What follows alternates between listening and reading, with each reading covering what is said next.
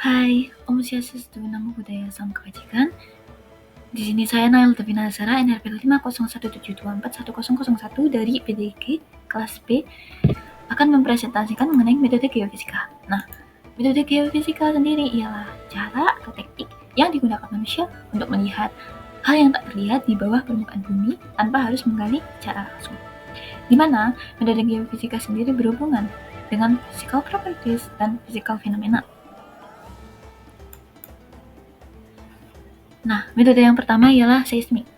Nah, seismik sendiri konsep dasarnya ialah analisis gelombang seismik dari sumber alami maupun buatan untuk memetakan bawah permukaan bumi.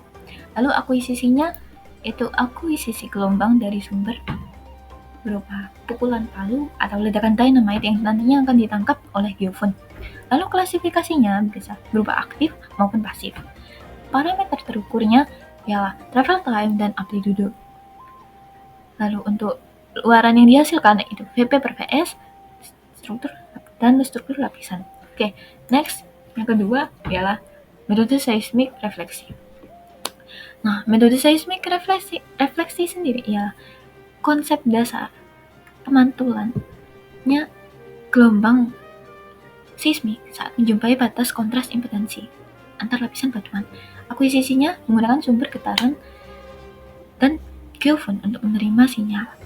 Nah, data yang direkam itu sebagai fungsi waktu terhadap jarak. Klasifikasinya aktif karena sumber gelombangnya berasal dari energi buatan. Segala hal yang buatan pasti aktif. Nah, untuk parameter terukurnya ialah waktu tempuh gelombang P dan S dari sumber ke reflektor lalu ke geofon lagi. Luarannya yang dihasilkan ialah kecepatan gelombang, kedalaman dan geometri reflektor serta impedansi akustik. Nah, ini biasanya digunakan dalam eksplorasi minyak dan gas. Next, metode seismik refraksi. Nah, konsep dasarnya berupa pembiasan gelombang seismik melalui lapisan berkecepatan tinggi di bawah permukaan. Akuisisinya menggunakan sumber getaran dan geofon untuk menerima sinyal. Tapi, geofonnya jarak jauh agar gelombang bias tertangkap. Klasifikasinya aktif karena gelombang tersebut dikontrol dan dipicu oleh operator survei.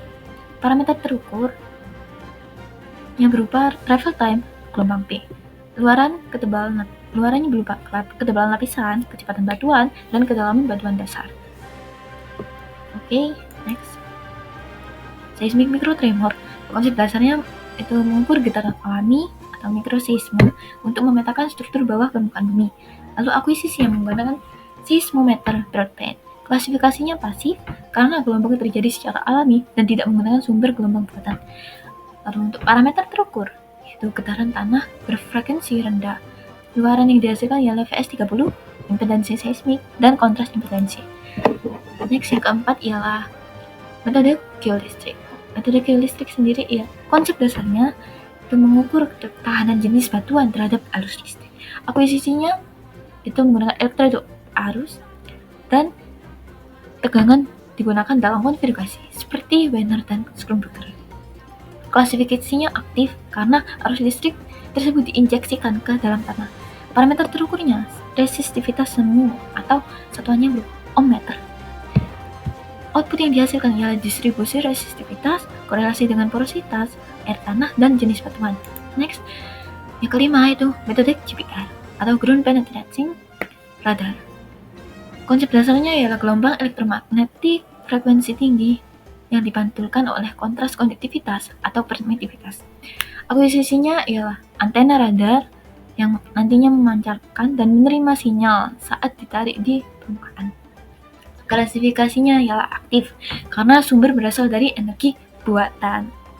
Parameter terukurnya ialah waktu tempuh gelombang radar seperti yang tertera di gambar. Nah, outputnya ialah citra resolusi tinggi dari lapisan dangkal atau pipa, fondasi, dan struktur arkeologi.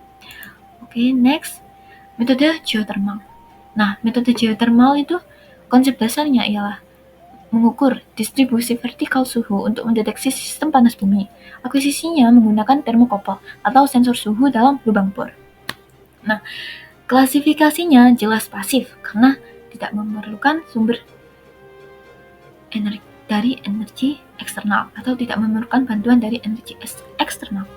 Parameter terukurnya ialah suhu sebagai fungsi kedalaman. Nah, output yang dihasilkan itu berupa gradient geothermal seperti pada gambar, lalu zona konveksi, dan reservoir panas bumi. Nah, untuk metode yang terakhir, metode yang saya jelaskan terakhir ialah metode elektromagnetik atau biasa kami kenal dengan EM. Konsep dasarnya ialah medan magnet bolak-balik yang menginduksi arus eddy di bawah permukaan. Akuisisinya, coil transmitter dan receiver digunakan dalam domain waktu TDEM atau frekuensi FDEM. Klasifikasinya aktif karena sumber berasal dari energi buatan. Parameter terukurnya amplitude dan fasa medan sekunder. Output yang dihasilkan konduktivitas listrik bawah permukaan. Nah, mohon maaf apabila ada kesalahan kata. Terima kasih telah mendengarkan saya. Mohon maaf karena saya terlalu mengebut karena keterbatasan waktu.